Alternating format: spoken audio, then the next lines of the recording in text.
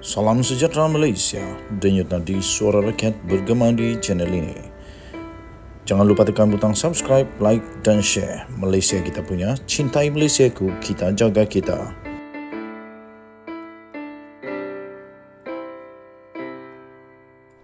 Salam sejahtera Malaysia, denyut nadi suara rakyat bergema di channel ini.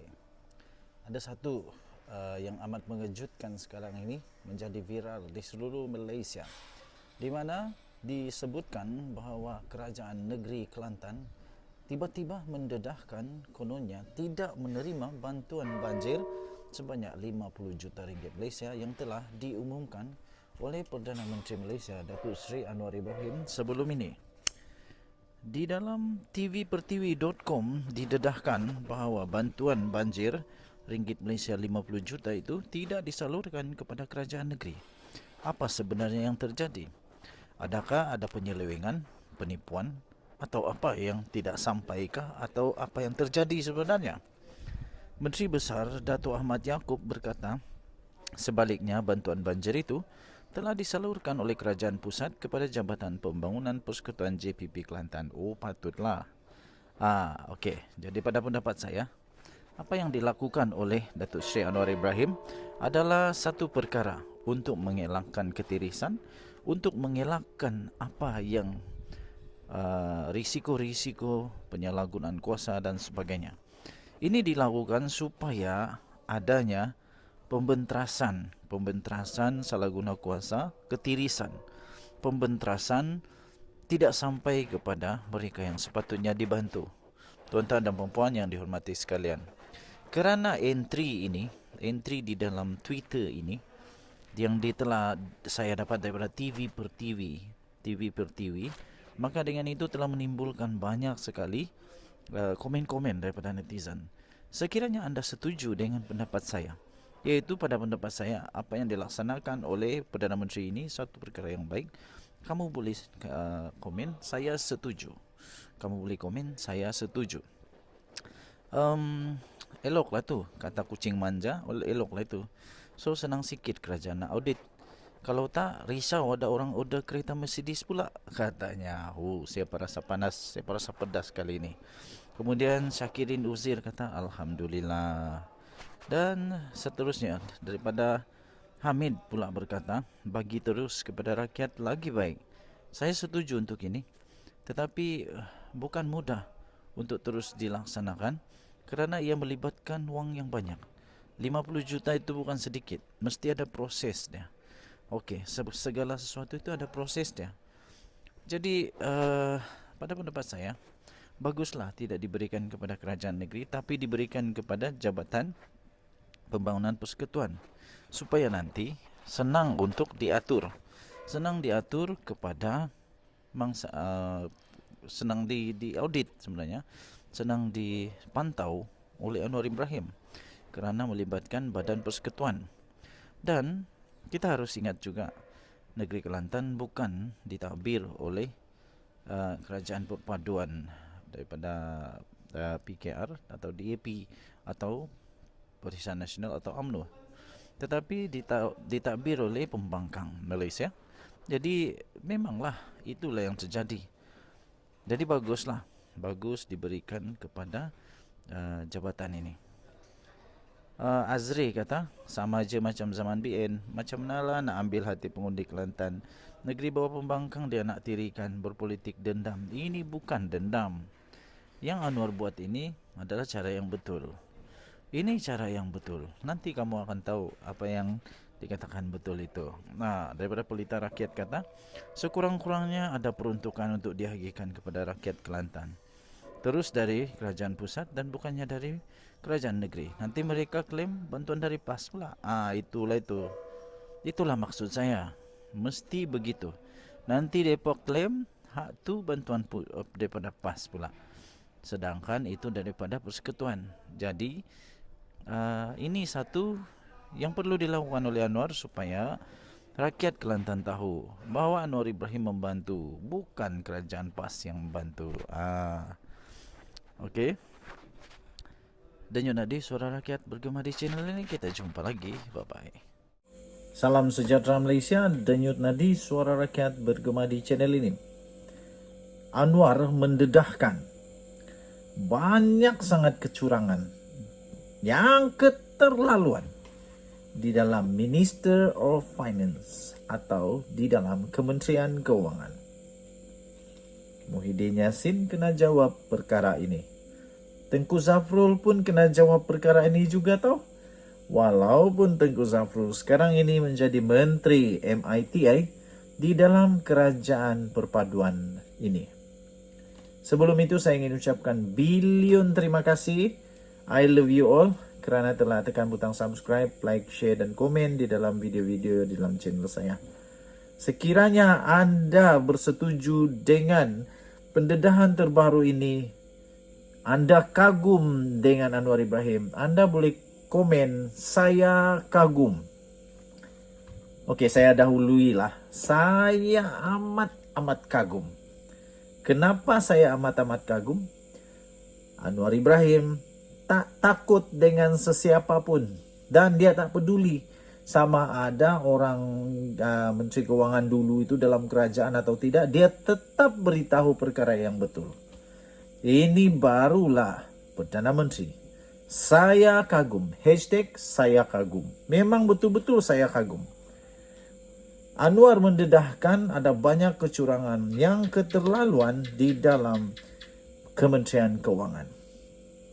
Dikemas kini, Perdana Menteri Datuk Seri Anwar Ibrahim mendedahkan terdapat banyak kecurangan yang dianggap keterlaluan di dalam Kementerian Keuangan. Sila jawab ini. Muhyiddin kena jawab. Tengku Zafrul kena jawab. Menteri-menteri yang dulu semua kena jawab. Kenapa dulu tak boleh nak detect benda yang curang ini? Tup-tap Anwar jadi Perdana Menteri, nah baru nampak. Menteri-menteri dulu, terutama Perdana Menteri, kenapa buta je mata? Tak boleh nampak ke? Kenapa Anwar seorang saja yang nampak? Perdana Menteri sebelum ini tak nampak. Hairan juga ya. Hairan juga. Saya pun hairan.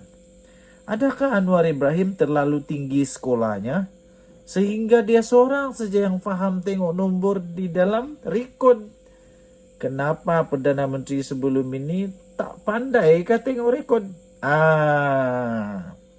Beliau berkata, kecurangan itu berlaku apabila beliau dilihat ketika menyemak fail-fail di dalam kementerian terbabit.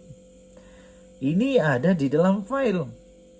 Saya mau tanya sekali lagi, kenapa hanya Anwar Ibrahim yang pandai baca fail?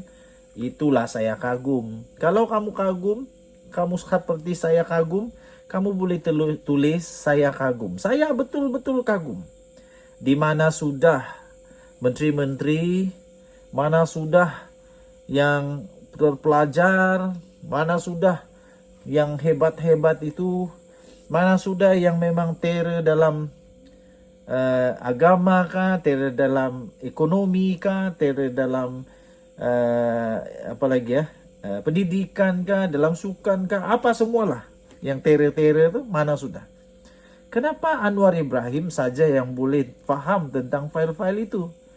Kenapa menteri dulu tak faham, terutama Perdana Menteri? Bukankah Perdana Menteri itu ada akses dengan fail-fail itu? Kenapa dia tak sedar? Jawab, jangan tak jawab. Katanya, namun urusan untuk menyiasat bukan urusan saya. Urusan saya adalah menetapkan dasar dan menegakkan prinsip ketelusan dan kebertanggungjawaban, katanya. Beliau berkata demikian semasa beliau menghadiri majlis perjumpaan bersama ketua-ketua Jabatan Persekutuan Negeri Terengganu di Dewan Senat di Universiti Malaysia Terengganu UMT pada Khamis. Anwar berkata, perkara tersebut disentuh kerana beliau mahu penjawat awam memahami bahawa keterlanjuran tidak harus berterusan. Wow, ini lagi aku kagum. Maknanya Anwar tak berdendam. Yang penting tak berterusan. Katanya sebagai contoh, proyek tebatan banjir adalah hal mendesak dan ia akan diluluskan tanpa tender bagi memudah dan menyegerakan proyek tersebut kerana ia melibatkan keselamatan dan kepentingan rakyat, katanya.